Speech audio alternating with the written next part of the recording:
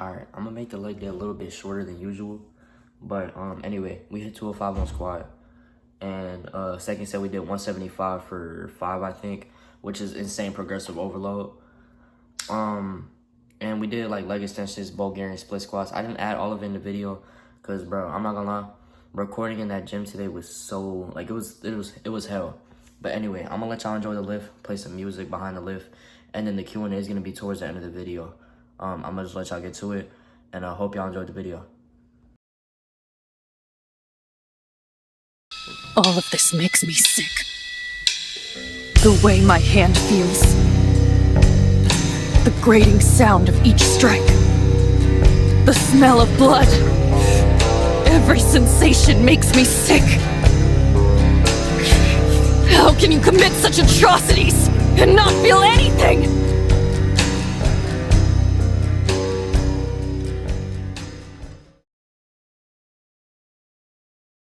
Darkness. So pure not a single ray of light can find its way to me. How long have I soaked in this darkness? Eternity? Though at times I think just a moment. I feel nothing, as though there were nothing, and I am floating in it.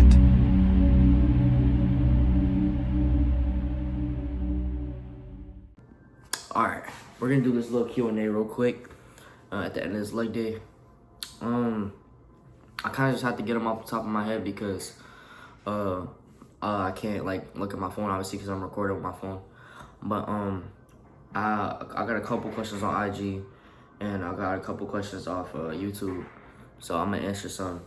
First question that I want to answer: should I mix?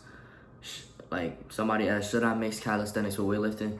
And in my opinion, I think you should absolutely mix it up. Like even myself, I personally recommend that you mix calisthenics with weightlifting, like weighted calisthenics specifically, because I feel like weighted calisthenics are like a mixture of very good compound movements, and like weighted dips, like they will get your bench up, like, and just get your triceps gains and like chest gains and front delts like crazy, right? That's why weighted dips are like my favorite exercise, because like it hits like basically everything, bro. Like it's so good. And I just love progressing on weighted dips. I just love how the movement feels in general. I just love weighted calisthenics. I feel like I couldn't enjoy the way I train it knowing that if I didn't have weighted calisthenics. I love weighted pull-ups. I love weighted dips, weighted push-ups, etc. Y'all get the point. But yeah, in my opinion, yes, you should mix calisthenics with weights. Specifically weighted calisthenics, because that can also transfer over to weightlifting, right? I mean, me personally, I know somebody that can dip a lot of weight and they just do pure calisthenics and they can bench like 305. So that, and they don't even weightlift, they don't even bench. So that should just like tell you by itself that weighted calisthenics is the real deal. Another question I got was height, age, weight, and my 1 rep maxes. So currently I'm sitting at around like 5, I think I'm like 5'8", 5'9" right now.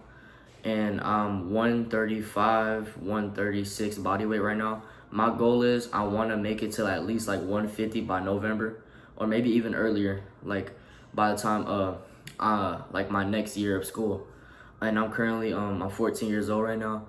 And yeah, I'm planning to have like a lot, like not a lot of stuff, but like I'm planning on ordering like metal plates for my home gym, etc. Just upgrading the home gym in general for my birthday. I'm not gonna ask for too much though, cause like I mean I don't really need that much. My 1 rep max is currently I don't really 1 rep max that often, and like usually when I try to, I end up repping out a weight that I knew, like that I thought was gonna be my 1 rep max. But if I had to guess, if I had to give it a very good guess on my 1 rep maxes, I would say my bench 1 rep max is probably around 160 to 165. Realistically, if I really like focused on micro loading on bench, like my 1 rep max would be way higher, because I can really only do like 135 right now, and the only way to really like progress up to that is a 20-pound increment, which is 155, which is the only thing I can do at home. And you know, Planet Fitness, they don't got, you know, barbell bench, so I kind of just gotta work with one home. But my plan is I want to go to crunch and I want to micro load on like these hard exercises so I can end up doing more at home. And my dip 1 rep max is probably around 90 to 100 pounds, somewhere around there. I just know it's 90 to 100. I'm definitely gonna be able to hit 90 tomorrow for dips, for weighted dips, for sure. Like there's no doubt in my mind. I'm definitely gonna up the weight tomorrow. And squat, I did hit a squat PR today on Smith, so it was 205. And last time I barbell squatted was 205 as well. So I'm definitely gonna be doing squats, and I'm aiming for like a 405 squat by 16 or 17, hopefully. I really just want to have a heavy squat, heavy dip, heavy pull up, like heavy compounds. Like isolations are okay. Like obviously you want to be strong on everything. I want to be strong on curls, tricep, like push downs. Like it doesn't matter. I want to be strong on everything. But my main goal, I want to be strong as hell on like compound movements. And another 1 rep max. Let's see. I'm trying to think of a compound movement. So we got bench, dips, and squat. My other 1 rep max is pull-ups. I did 1 rep max on this a while ago, but I didn't put it in my video.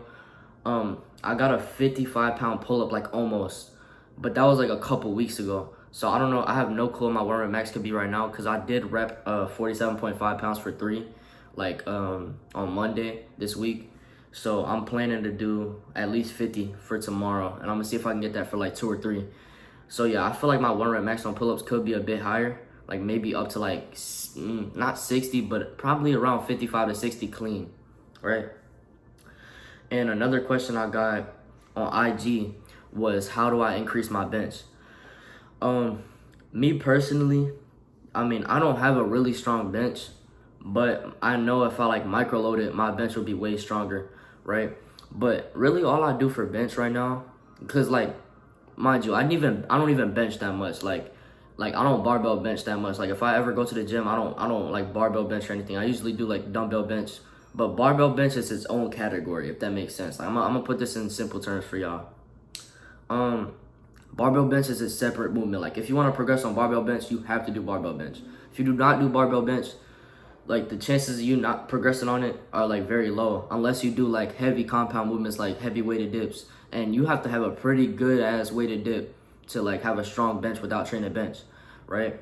So my advice to people that want to increase their bench, if you're not already doing weighted calisthenics, definitely incorporate some weighted calisthenics into your training, like weighted dips, heavy incline dumbbell bench, and like most of all, like you should be training barbell bench consistently over a long period amount of time, and make sure you're micro loading at least like every 2 weeks or like 1 to 2 weeks. Because me personally, that's what I would do if I could micro load at home. I would definitely micro load on barbell bench. Like if I was micro loading currently, I think I would probably be doing around 145 for reps right now. Cause if I knew, cause once that day when I got like 4 reps on 135, I would have definitely jumped up 2.5 pounds and went 140 and got like 2 or 3, definitely. And that already like increases the weight and increases adaptations. Your nervous system gets adjusted to it. So I definitely would do that. And over a long period amount of time, like 2 weeks or so, because my progression is still fast, right? I'm still progressing pretty fast. I would probably be around 145 repping it out right now. But currently I'm just on 135. And if I, like me personally, the way I train, if I don't progress on a movement, like in reps long enough, like, or in a short amount of time, I usually just end up micro loading the weight and increasing it just a little bit, right? Because, you know, if you're, let's say you're stuck on like 5 reps on a movement, just jump like 2.5 to 5 pounds on that movement and just get like 3 reps. And then over time, them adaptations will just like, they'll be way greater, and like your normal like working weight will become so much easier. And weighted dips have definitely like, I would never expect myself to bench 135 this soon. Like I would, like really my bench was super weak. Like when I was like on the wrestling team, my bench used to be like 65 pounds, bro. Like it was bad. But yeah, my goal is while I'm on this lean bulk, I want to stay lean. I want to stay shredded, obviously, and all over this long period amount of time. So yeah, that's my advice on how to get your bench up though. Definitely incorporate some weighted dips, micro load consistently, and you know, barbell bench specifically. Like if you're not barbell benching, you need to barbell bench to progress barbell bench most of the time, right? Some people just have a naturally strong barbell bench. They're just naturally gifted. So another question I got is the last question, I'm pretty sure. They wanted me to explain why fatigue management is like better, like rear is better than failure, which is reps in reserve if I don't already know. Reps in reserve, they are better for fatigue management. But the thing is, if you're a beginner, right? I mean, I feel I can definitely gauge my rear. Like I know I'm only 3 months in, but I train in a very low rep range, so I know when I can gauge my rear. I know like what my rear is at approximately, and I try to maintain good form throughout all my good sets, right? So let's say on barbell bench, I could probably measure to around 0 to 1 rear. If it's anything above 1, I probably wouldn't be able to measure it as well, because anything over 1 or 2, your perceived like effort for the reps in reserve is gonna gradually decrease. Like you're not gonna know specifically how many reps you had in reserve. So that's why, me personally, I like training to failure. That's just the way I enjoy training. But for beginners, I would definitely recommend training to failure, because a lot of beginners do not know how to gauge their rear. So, but yeah, in general though, like reps in reserve will be better for fatigue management. But if you already have like a good split and you can manage fatigue well with failure, and you don't want to gauge your rear, or you just enjoy training to failure, then keep doing what you're doing. If you ever hit a plateau or something, maybe start considering gauging your rear, since you've trained to failure for a long period amount of time. But I do still train with reps in reserve sometimes, but not too much. Like so my first top set, I'll usually like stay between 0 rear to failure, but I'll usually do 0 rear, so I can end up hitting that weight for the second set, and then I'll go to failure on that second set. So yeah, but that's pretty much it though.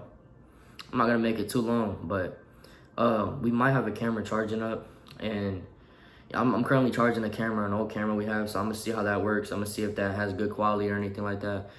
And yeah, I'm gonna catch y'all boys in tomorrow's chest and back day. We're gonna go for a 90-pound dip for sure. I know I'm gonna hit it. I'm just planning, I wanna see if I can rep it out maybe for like 2 or 3, maybe, who knows. But anyway, hope y'all enjoyed the little Q&A. If y'all want, drop some questions for like any future Q&A videos. I'll probably look back on these. Thank you for watching.